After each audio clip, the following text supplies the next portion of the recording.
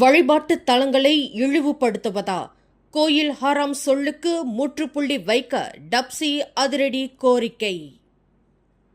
அனுமதி பெறாமல் கட்டப்பட்ட வழிபாட்டு தலங்களை வெறும் சட்ட சிக்கலாக மட்டுமே பார்க்க வேண்டுமே தவிர அவற்றுக்கு சட்ட விரோத கோயில் எனும் கோயில் ஹராம் என்று முத்திரையிட்டு மத உணர்வுகளை புண்படுத்தக்கூடாது என்று ஜாசைகா இளைஞர் பிரிவான டப்சி வலியுறுத்தியுள்ளது.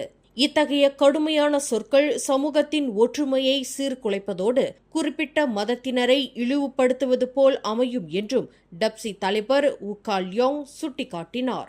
பல கோயில்கள் நவீன நில சட்டங்கள் உருவாவதற்கு முன்பே பல தசாப்தங்களாக கட்டப்பட்ட வரலாற்று பின்னணியை கொண்டவை என்பதை அவர் நினைவுறுத்தினார். எனவே இதுபோன்ற விவகாரங்களில் மிரட்டல்கள் அல்லது போராட்டங்கள் மூலம் அணுகாமல் பேச்சுவார்த்தை மற்றும் அரசாங்கத்தின் கொள்கை ரீதியிலான நடைமுறைகள் மூலம் சுமூகமாக தீர்க்க வேண்டும் என்றும் பாசிர் படாமார் சட்டமன்ற உறுப்பினருமான உகால்யோங் தனது டிக்டாக் பதிவில் கேட்டுக்கொண்டார்.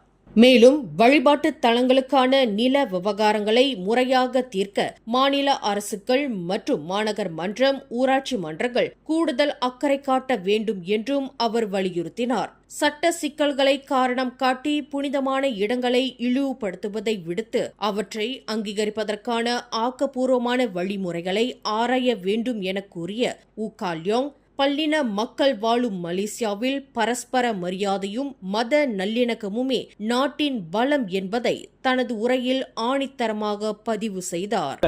உங்கள் மகிழ்ச்சியை வெளிப்படுத்த லைக் மற்றும் ஷேர் செய்யுங்கள். தொடர்ந்து திசைகளோடு இணைந்திருக்க சப்ஸ்கிரைப் செய்யுங்கள்.